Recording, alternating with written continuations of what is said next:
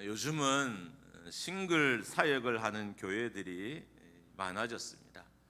이유는 간단합니다. 결혼하지 않은 젊은이들이 많아졌고, 많아도 너무 많아져서 교회의 한 층이 됐어요. 그래서 어쩔 수 없이 이들을 위한 사역을 또 준비하고 사역을 하는 교회들이 많아졌습니다. 싱글 사역의 목표가 결혼은 아니지만, 결혼이 중요한 것은 결혼을 해야 싱글을 우리가 벗어날 수 있기 때문입니다. 결혼이 늦어진 형제 자매들의 가장 심각한 문제는 결혼이 계속해서 늦어지게 하는 이유는 연애세포가 죽었기 때문입니다. 그러니까 20대에 느꼈던 이성에 대한 감정이 거의 생기지 않는 거예요. 여러분, 연애 호르몬이 있어요. 세로토닌, 도파민, 그리고 옥시토닌, 페닐에틸라민 등 이렇게 연애와 관련된 호르몬이 있습니다. 그러니까 나이가 들수록 이 호르몬의 분비가 적어지는 거예요. 그래서 연애하기가 되게 어려워집니다. 특별히 이 성분 중에 페닐에틸아민이라는 성분이 있는데, 이게 거의 환각제, 마약 성분과 같은 거예요.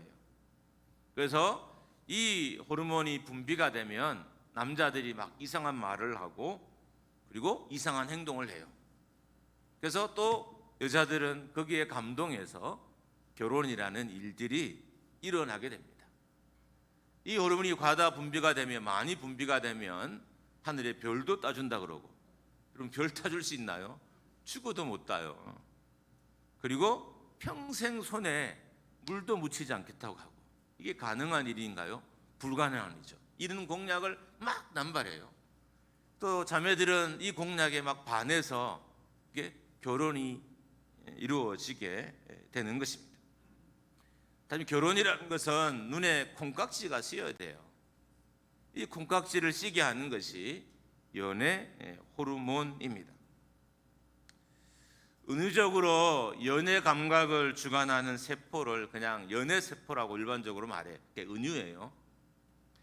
이 연애 세포가 살아나야 연애도 하고, 연애를 해야 결혼도 할 수 있는데, 문제는 이 연애 세포가 죽어서 이성에 대한 더 이상의 반응이 점점 더 없어지는 것입니다. 그래서 어떻게 하면 이 싱글들을 결혼시키기 위해서 어떻게 하면 죽어있는 이 연애 세포를 살릴까라고 고민하고 여러 방법들을 모색하기도 합니다. 여러분, 실제로 죽은 세포는 살릴 수 없어요. 여러분, 간세포는 죽으면 되살릴 수 없습니다. 유일한 방법은 다른 사람들의 건강한 간을 이식하는 거예요. 간뿐만 아니라 다른 인체의 모든 조직도 세포가 죽으면 다시 살릴 방법은 없습니다. 그러니까 끝이 나는 거죠. 참 아이러니한 것은 죽지 않은 세포가 있긴 있어요, 우리 몸에.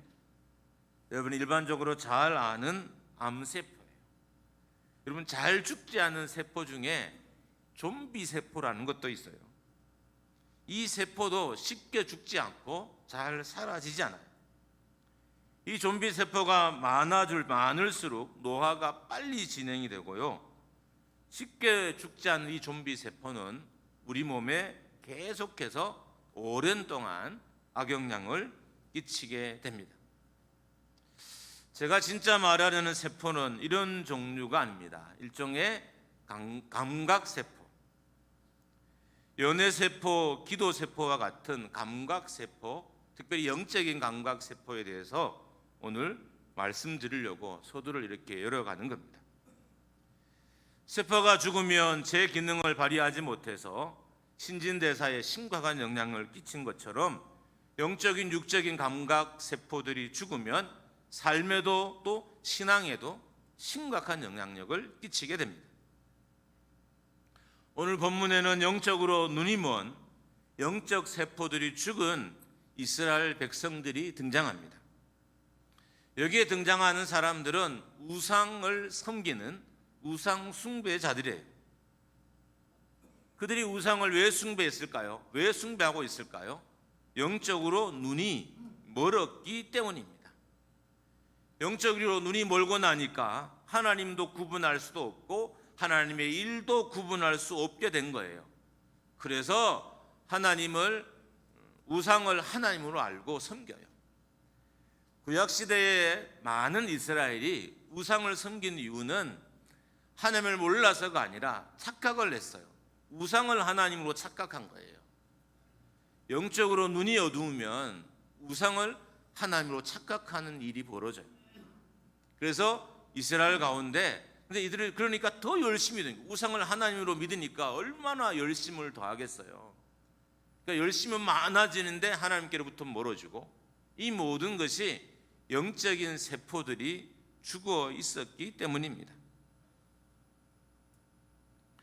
영적으로 눈이 가려지면 하나님에 대한 특별히 신령한 것에 대한 이해가 사라집니다. 내가 왜 말씀을 이해하지 못할까? 내가 왜 하나님의 뜻을 이해하지 못할까? 왜 하나님이 나에게 인도하신 길을 내가 순종하지고 왜 받아들이지 못할까? 이유는 간단합니다. 내 영적인 세포들이, 영적 감각 세포들이 죽어 있기 때문입니다. 이스라엘의 영적 세포가 죽자 살아계신 하나님을 곁에 두고 우상을 섬겼어요. 심지어 그것을 만들어 섬겼는데 그게 하나님인 줄 알고 섬겼어요. 3년간의 코로나가 끝났습니다. 아마 이 이야기도 여러분 지겹게 들었을 거예요. 어떻든 끝이 났어요. 그런데 이 긴 기간 동안, 3년이란 기간 동안 우리가 알게 모르게 이 교회 안에, 성도들 안에 심각한, 또 좀 더 심하게 말하면 충격적인 일들이 일어났어요.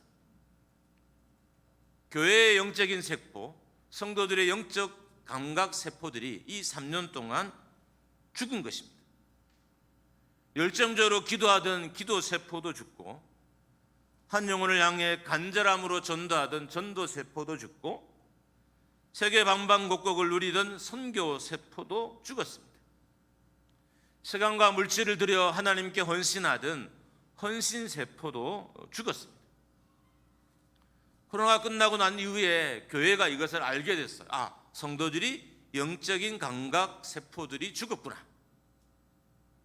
그래서 각 교회마다 죽은 영적 세포를 살리기 위해서 노력을 하지만 안간 힘을 쓰지만 제대로 되지는 않습니다. 왜냐하면 제가 앞에 계속 이야기했잖아요. 죽은 세포는 살리기가 어려워요. 한번 죽은 세포들은 다시 그 기능을 회복하고 온전한 자리에 서는 것이 쉬운 일이 아닌 것입니다. 영적 세포도 마찬가지예요. 한번 죽은 영적 세포들이 쉽게 잠깐 기도하고 찬송 한번 하고 말씀 한 구절 읽는다고 다시 살아나서 예전처럼 열정을 발휘하느냐? 그렇지 않습니다. 이스라엘의 영적 세포가 죽으니까 불을 피우고 피운 불에 빵과 고기를 구워 먹고 남은 반토막, 나무 반토막이 있다면 이 한 토막을 반으로 잘랐어요. 이 반으로 잘란 장작으로는 고기를 구워 먹었어요. 빵을 구워 먹었어요. 그 남은 반 조각으로 뭘 했냐? 그것으로 이스라엘 백성들이 우상을 만들었어요. 비꼬는 거예요. 빵을 구워 먹는 나무로 우상을 만들고 그것을 지금 이스라엘 백성들이 섬기고 있다는 거예요. 왜 이런 일이 벌어졌을까요? 바로 영적 세포가, 영적 감각 세포가 죽었기 때문입니다. 영적 세포가 죽었기 때문에 그들의 오른손에 붙잡고 있는 우상이 허수아비라는 생각조차도 하지 못했습니다. 왜 오른손에 붙잡았다는 표현을 했을까요?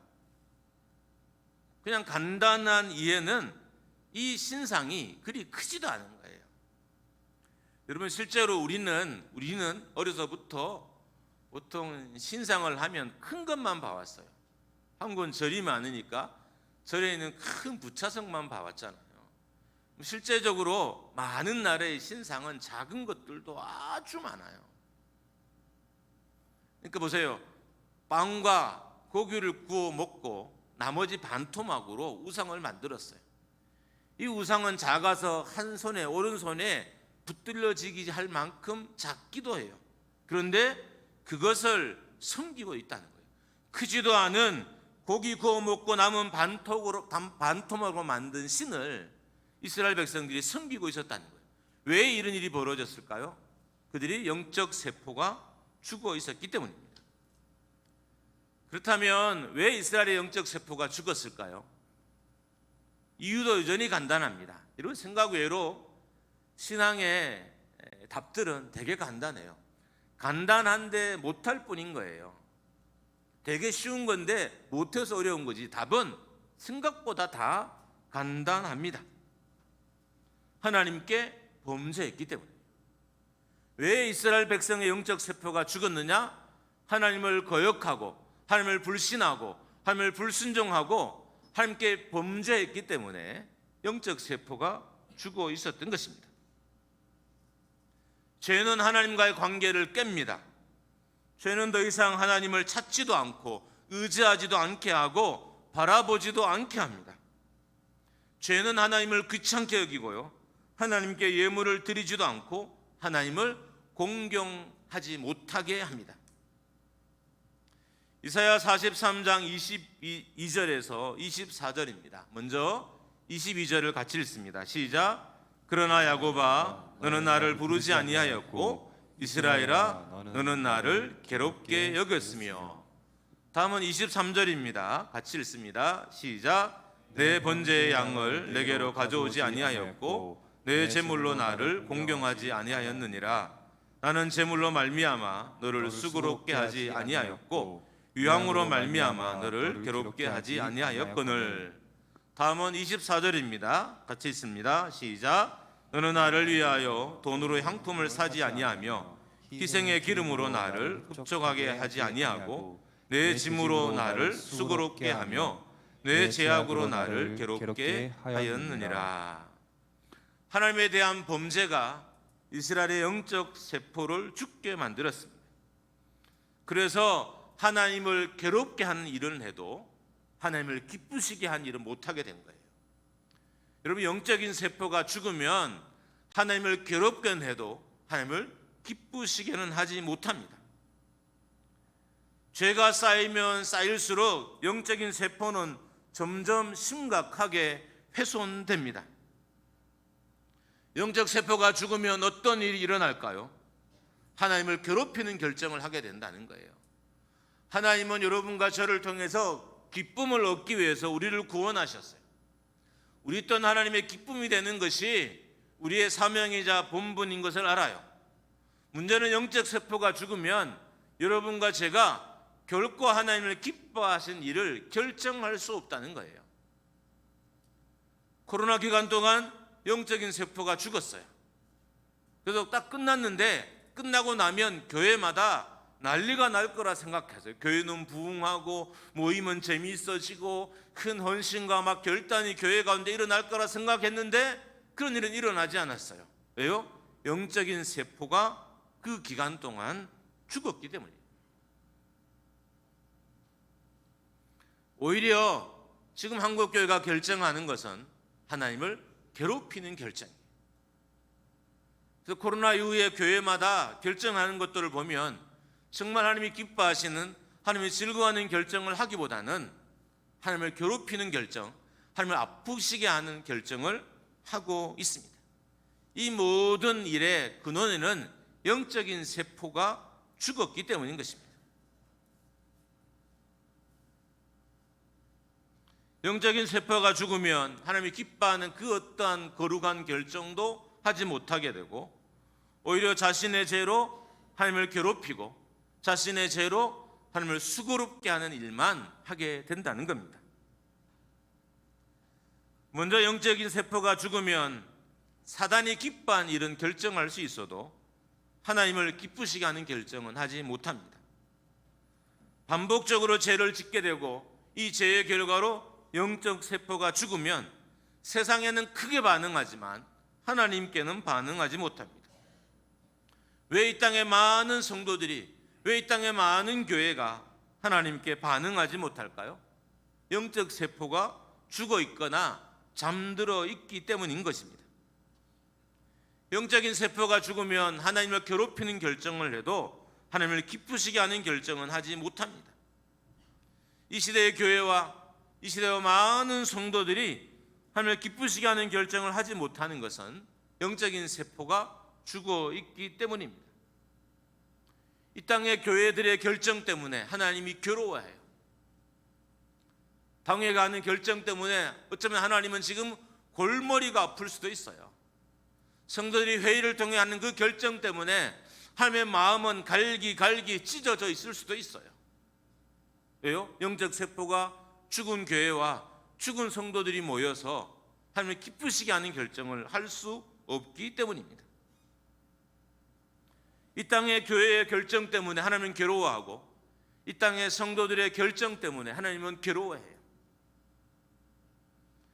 여러분, 최소한 성도라면 이름 물으면 하며 살아야 돼요. 이 일이 하나님을 기쁘게 하는 것일까? 나를 기쁘게 하는 것일까?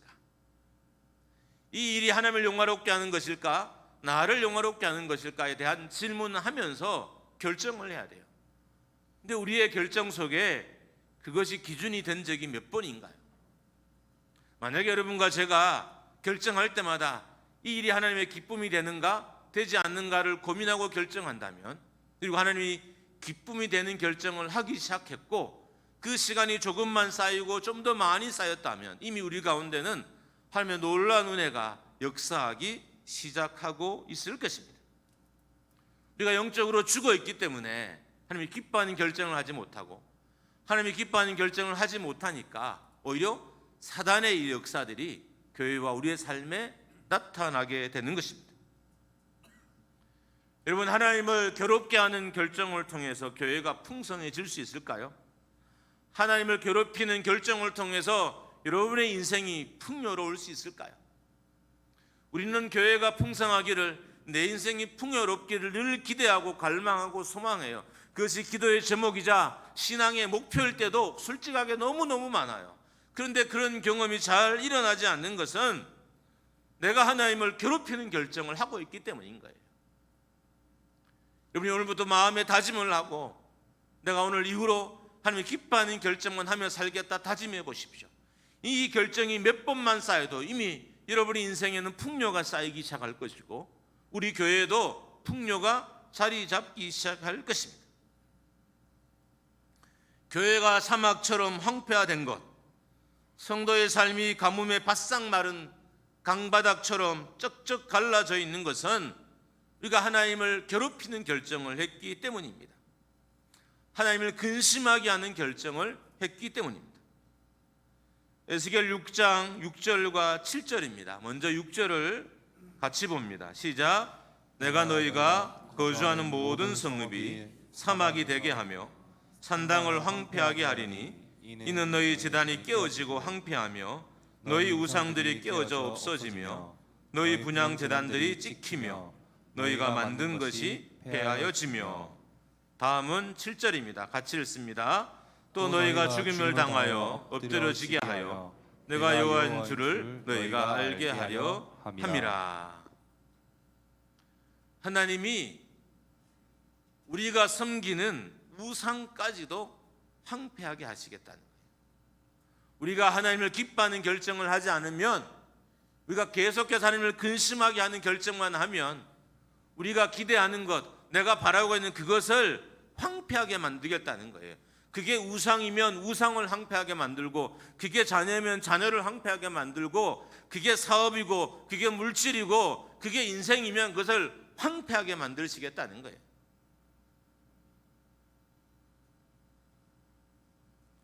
하나님을 괴롭히는 결정을 하고 하나님을 근심하게 하는 결정을 하고 풍요를 기대하면 안 됩니다.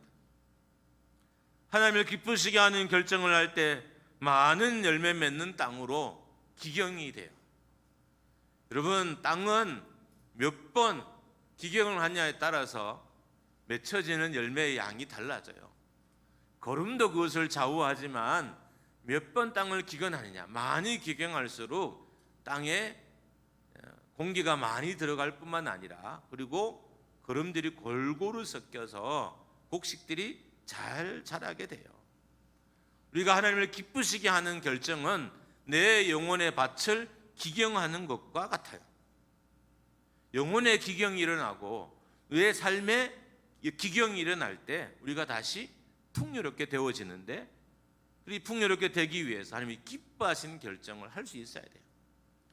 교회가 하나님이 기뻐하는 결정을 할 때마다 교회의 영적인 토양은 계속 기경될 것이고, 여러분의 인생이 하나님을 기뻐하는 결정을 할 때마다 여러분의 인생은 계속 영적으로 기경될 거예요.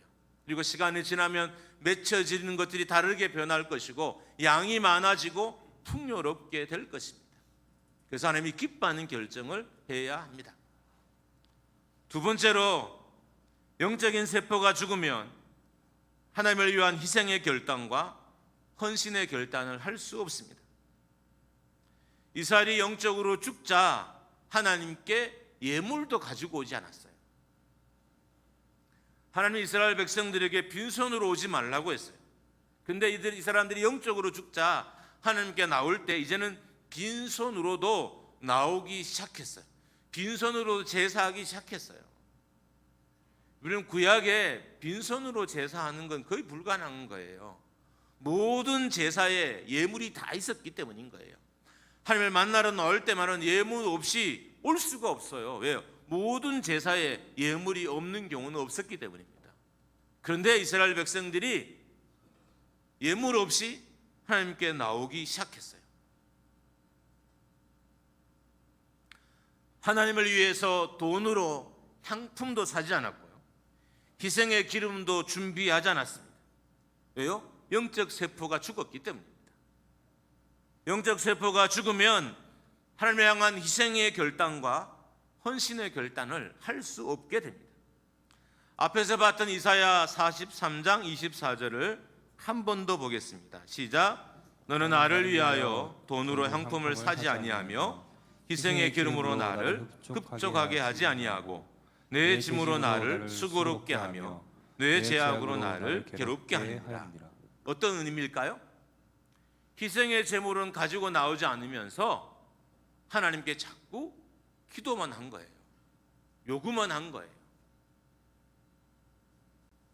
하나님을 위해서 향품을 사지도 않고 하나님을 위해서 기름도 준비하지도 않으면서 빈손으로 나오면서도 하나님에 대한 요구가 자꾸 늘어난 거예요. 여러분, 영적인 세포가 죽으면 하나님을 섬기는데 계산기가 등장하기 시작합니다. 제 목양실에 제 책상에는 계산기가 있어요. 왜냐하면 이제는 막 다하고 이렇게 곱하고 나누고 하는 걸 암기로도 안 되고요, 아주 간단한 것도 안 돼서 무조건 갖다 놓고 이렇게 그 계산기를 사용해요.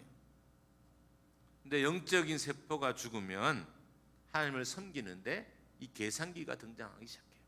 이익이 될까? 손해가 될까? 이게 좋을까? 이게 나쁠까? 나에게 어떤 유익이 있을까? 해로울까? 계산이 등장하기 시작합니다. 그리고 조금이라도 손해보는 결정을 하지 않으려고 하고요, 그리고 희생하려고도 하지 않습니다. 영적 세포가 죽으면 이렇게 된다는 거예요. 여러분, 교회는 눈물겨운 헌신의 토대 위에 세워졌습니다. 이 땅의 많은 교회들은 생명을 들인 순교 위에 세워졌습니다. 이 세워진 교회가 영광을 계속 유지하려면, 이 세워진 교회들이 하나님께 끊임없이 쓰임을 받으려면 이 희생과 헌신과 순교가 계속 이어져야 돼요.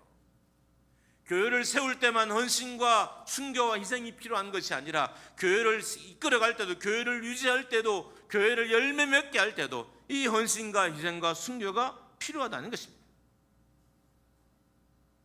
그런데 영적인 세포가 죽고 나니까 계산기가 등장하기 시작하고 손해되는 것은 하지 않기 시작했습니다.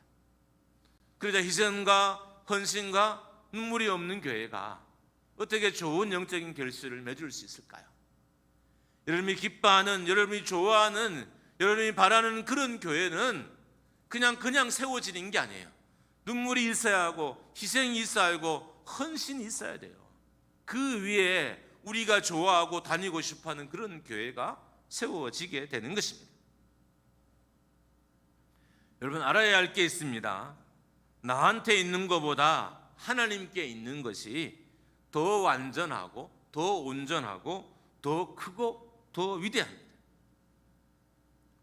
우리가 하나님께 드리는 것이 온전한 게 뭐가 있어요? 우리 예배가 정말 하나님 보시기에 온전할까요? 하나님 예수 그리스도의 보혈로 온전하게 여겨준 거예요. 피의 공로로 여러분과 죄를 다 덮어주셔서 온전하게 여겨주고 받아주셔서 우리의 예배를 하나님이 받으실 만한 예배가 되는 것이지, 우리의 삶의 조건, 컨디션으로는 결코 우리의 예배는 하나님께 흠양될 수 없어요. 따지고 보면 우리는 하나님께 불완전한 것, 온전하지 않은 것, 작고 볼품 없는 것을 하나님께 드리고 있다고 봐도 돼요. 근데 이런 걸 드리고 하나님께 있는 것을 얻을 수 있다면, 여러분, 우리는 엄청난 이익을 본 투자를 한 거예요. 여러분과 저처럼 우리가 형편없는 사람들이 드리는 예배에 하나님이 기뻐하시고 나를 축복하시고 하나님의 자녀 삼아주시며 나와 동행해 주신다면 나는 지금 엄청난 이익을 보고 있는 인생인 거예요. 여러분, 하나님 때문에 손해본 게 아니에요. 여러분과 저는 이익을 보고 있어서 이 자리에 있는 것이고 엄청난 이익을 누리고 있는 사람들이에요. 근데 성도들이, 많은 교인들이 이 사실을 몰라요. 내가 지금 목장교회 다녀서, 내가 지금 신앙생활을 해서 내가 손해보고 있다. 아니요. 나는 불완전한 걸 올려드리고, 나는 약한 것을 올려드리고, 나는 죄된 걸 올려드리고, 나는 하나님으로부터 크고 완전하고 온전한 것을 받고 누리고 지금 살아가고 있는 거예요. 우리의 구원이 온전하지 않는 게 어디 있어요? 하나님의 죄사함이 온전하지 않는 게 분이 어디 있어요? 하나님의 용서가 온전하지 않는 것이 어디 있냐고요? 우리는 약하고 허물 많고 불완전을 얻어드리면서 이 놀랍고 온전한 것을 하나님께로부터 받고 있는 거예요. 할렐루야. 이게 축복입니다. 이 축복을 이 목장교회가 알았으면 좋겠습니다. 나는 형편없는 것 주셨는데 하나님은 좋고 완전한 것으로 주셨어요.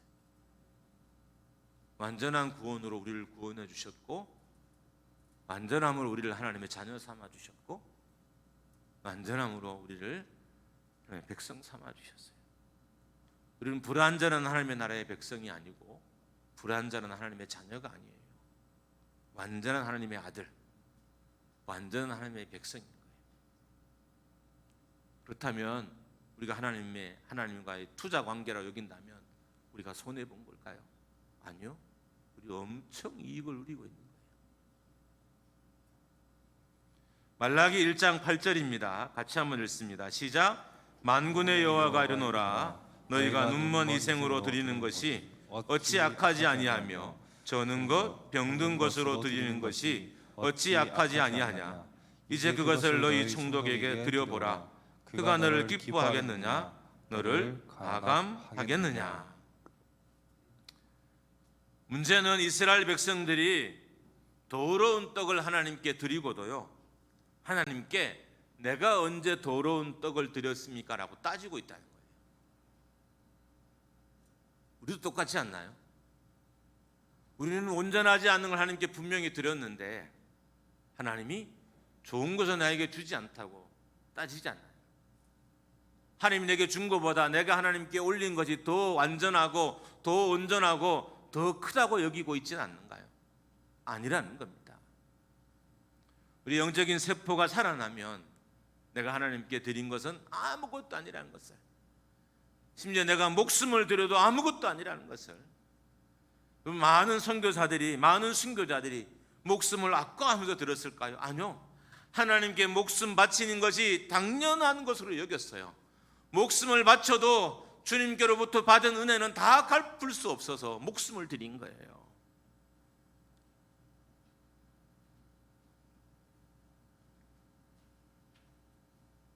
이런 이스라엘을 향해 하나님은 하나님의 식탁을 경멸히 여기지 말라고 이스라엘을 질타합니다.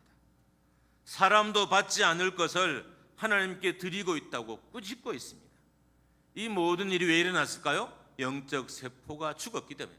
너희가 나에게 드리는 것을 너희 총독에게 드려봐라. 그 총독이 기뻐 받고 너에게 상을 내릴 것 같느냐라고 되묻고 있는 거예요. 너희는 사람도 받지 않을 예물을 내게 드리고, 너희는 사람도 받지 않을 충성을 내게 주며, 너희는 사람도 받지 않을 헌신을 내게 주면서 왜 나에게 풍요와 열매를 기대하느냐라고 하나님이 이스라엘 백성을 꾸짖고 있는 것입니다. 말씀에 반응하지 못하고 있다면 영적인 세포가 죽은 것입니다.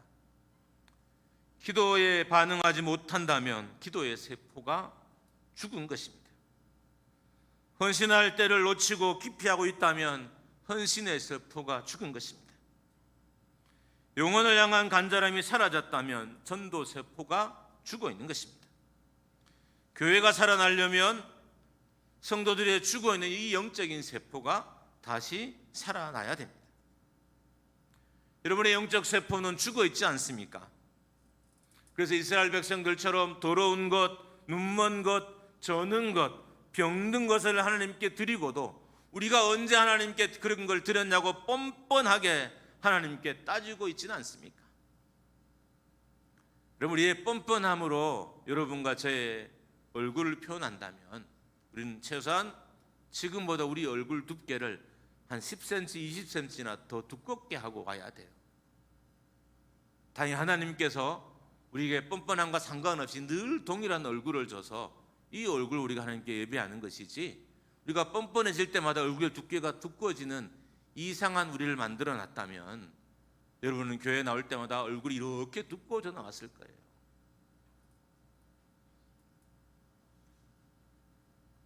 죄를 버리고 거역의 자리를 떠나고 불순종의 자리를 벗어나 그리스도 안에 있어야 하고 성령의 지배 아래에 있어야 됩니다. 그럴 때 영적인 세포가 살아납니다. 예배도 영적 세포가 살아나 드리는 예배가 달라집니다. 저 오늘 예배를 드리면서 오늘 세션이 다 갖춰졌어요.